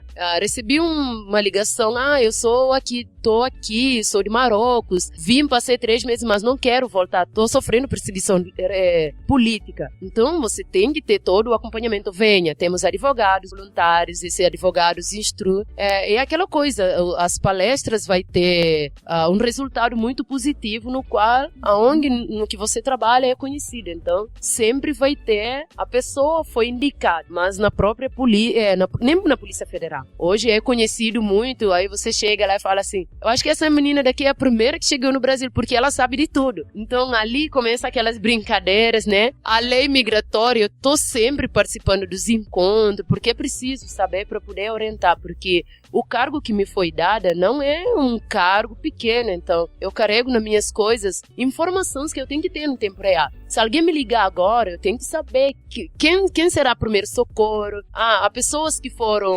sofreram porque foram espancados. Eu sei que é uma demanda que leva para a Polícia Federal, mas eu falo primeiro, vamos fazer o corpo de delito. Quando saímos daquele processo, vamos para a Polícia Federal. Aí tem que relatar, já vou procurar advogado. Então, é um conjunto de processos. E você tem que saber sobre lei migratória. E você chega muitas das vezes na Polícia Federal e o cara fica assim, mas isso daqui eu não sabia. Aí eu pego, é que nem aquele código de PROCON agora, que é obrigatório ter. Então, estamos criando, junto com o poder público, o que é nosso, o que não é nosso, para ter pelo menos uma cartilha, principalmente em cada estação, com inglês e francês. isso é necessário, é preciso fazer para ontem. Porque na medida que você ter essa cartilha, vai saber, estou sofrendo preconceito, qual é o número de polícia que eu tenho que chamar primeiro? Porque somos seres humanos, somos emotivos pelos milhões de emoções. Um pode ser por raiva, outros não. Eu sou tranquila, tem pessoas que não é tranquilo.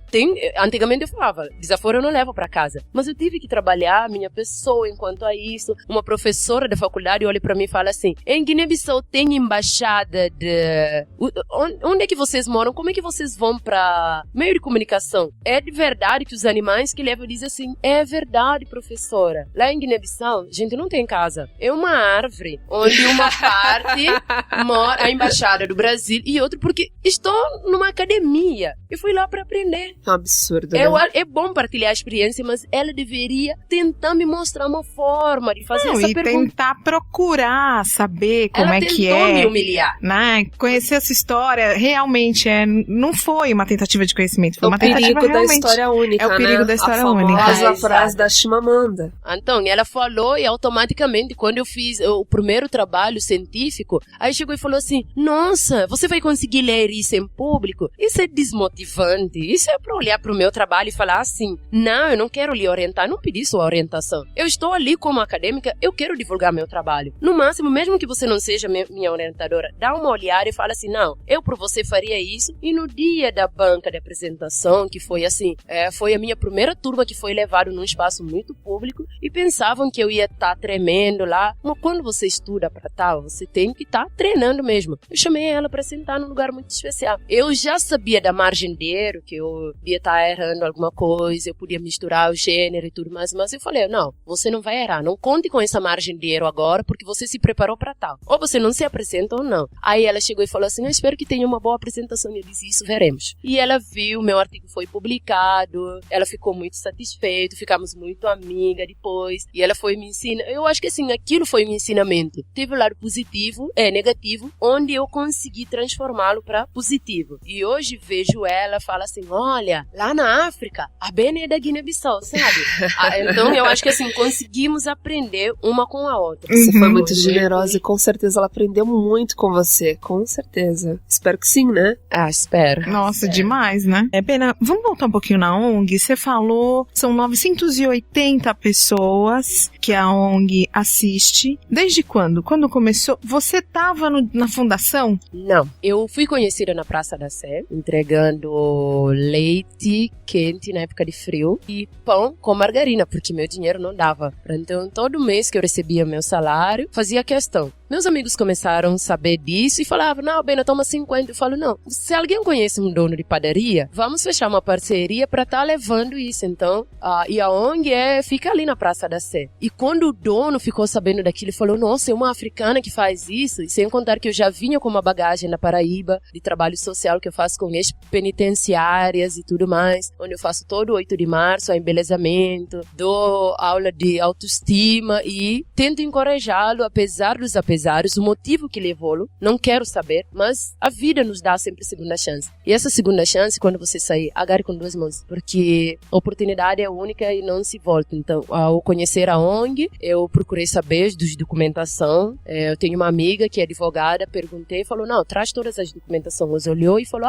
é isso mesmo, tem que ser, tá faltando isso e aquilo. Então, eu comecei a orientar, porque eu já fazia assessoria de imprensa e foi dali que eu comecei a puxar uma coisa ali, comecei a emendar, olha, isso daqui não tá certo, isso tá certo, vamos dividir tarefa para poder saber como é que podemos trabalhar juntas. E dali fui conhecendo, estudando mais sobre a ONG, que a ONG tem 1 ano e meio, estamos no quase 2 anos, e aqui no Brasil tem uma lei que se a ONG não tiver 3 anos, ele não recebe ajuda, e tem que ter todas as documentações, tem que passar todas as provas possíveis. Então, dali começou a surgir as pessoas, quando ouvem falar da famosa ONG, porque temos pessoas exclusivas que só dão entrevista e acabam sendo famosos que nem o presidente da República. Então isso foi com que a ONG é conhecida e fica ali na Praça da Sé, de frente ao metrô Poupa Tempo. O nome da ONG, novamente? África do Coração. África do Coração. Que hoje, não é só para africanos, exatamente, né? Hoje, qual é a nacionalidade das pessoas que vocês assistem lá? Opa, temos 37 nacionalidades. Temos pessoas de Síria, Marrocos, Guiné-Bissau, Congo, Temos de Angola, temos de Cabo Verde, temos de Haiti, Venezuela. Então, entendo que temos 26 equipes de futebol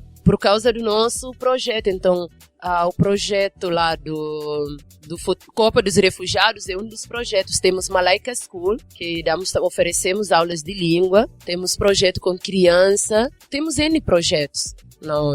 Todo mundo tem que conhecer, então, não, né? E quem quiser ajudar a ONG, mas ajudar mesmo, ajudar entendeu? não só tirar foto pra colocar no Facebook. Não é só tirar foto pra isso. colocar no Facebook e dizer que ajuda. E também, assim, não dá pra pedir pra eles irem buscarem, porque eles não têm carro. Tem que levar lá na porta.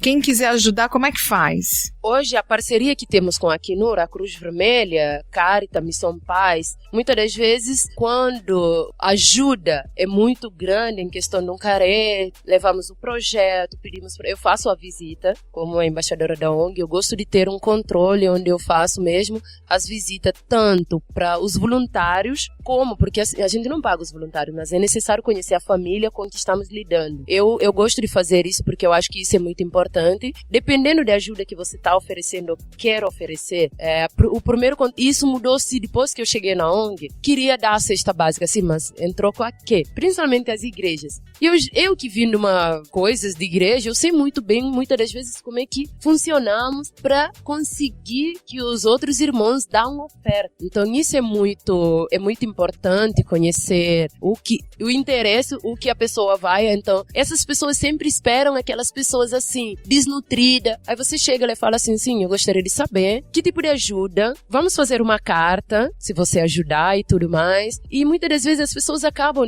desistindo. Como tem muitos políticos que chegam, uns falam assim, olha, eu sou negra, eu vou defender essa causa. Olha, aqui a gente não está trabalhando com política partidária. Infelizmente, nem próprios refugiados votam. Agora, para chegar aqui, fazer filmagem, tirar foto, não, eu gostaria de usar. Essas épocas de eleição é muito maravilhoso. Todo mundo quer usar numa sala, uma sala pequenininha. Mas querem fazer uma conferência ali, e a maioria dos políticos, tem uns que olham para mim e falam assim, você é petista mesmo? Me fala assim, e se for? Que diferença eu faria? Eu não sou petista, eu não tenho nenhum partido. Meu partido é a causa. Isso que eu defendo. A minha causa é causa mesmo. Eu não tenho lado A, não é migrante, não é refugiado. Eu não defendo guineense e deixo o outro. Eu defendo aquilo que eu sei que é a causa. Eu defendo aquilo que está mexendo com meus irmãos. Porque, como dizem na casa, você fala muito bem o português, então eu sou a porta-voz. Eu tenho que me policiar. Tudo que eu tenho que falar, eu sei que eu vou falar por ele. Eu vou falar para os demais. Então, eu gosto muito que eles ouvem, antes de eu sair da casa para dar a palestra,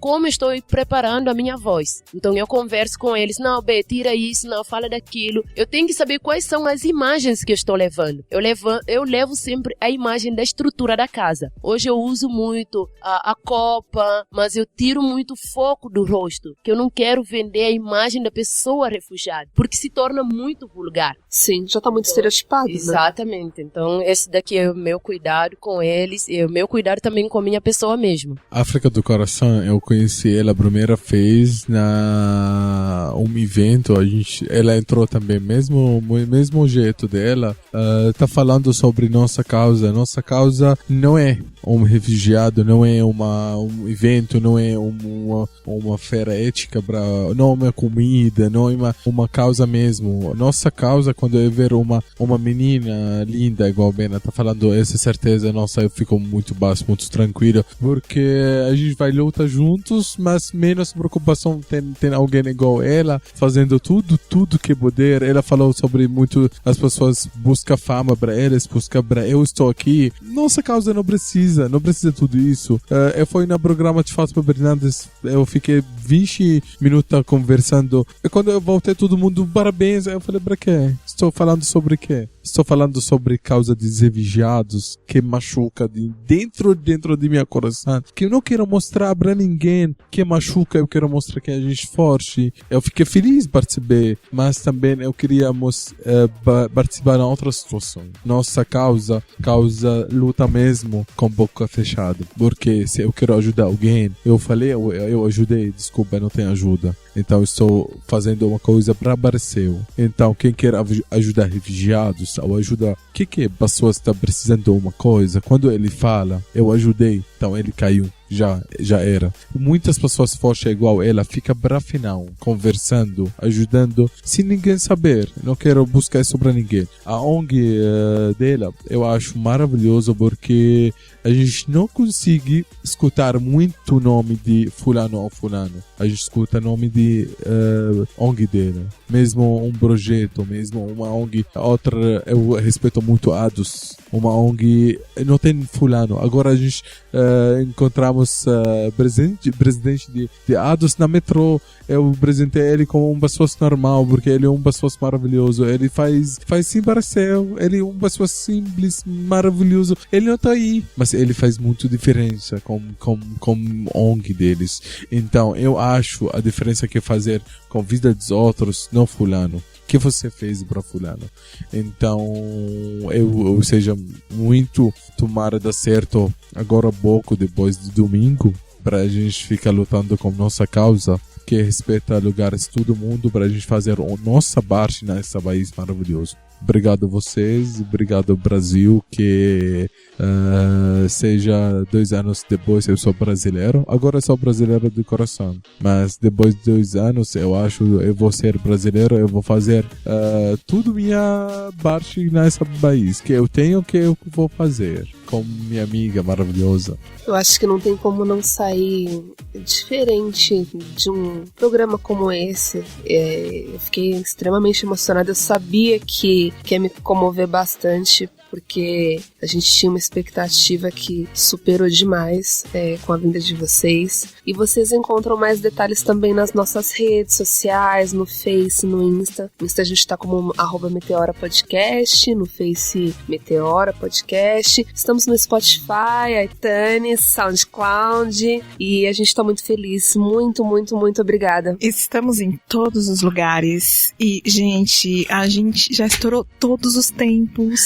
Novamente o Mauri tá aí batendo na porta, balançando tudo, porque ele quer que a gente acabe e a gente não para. Vamos parar, Mas né? valeu, né? Valeu muito, muito. Quero agradecer vocês. Obrigada, Ana. Obrigada, Bena. Obrigada mesmo por vocês terem se disponibilizado, vir aqui, estar com a gente e acreditado no nosso trabalho. Um grande beijo e até a próxima. Beijo!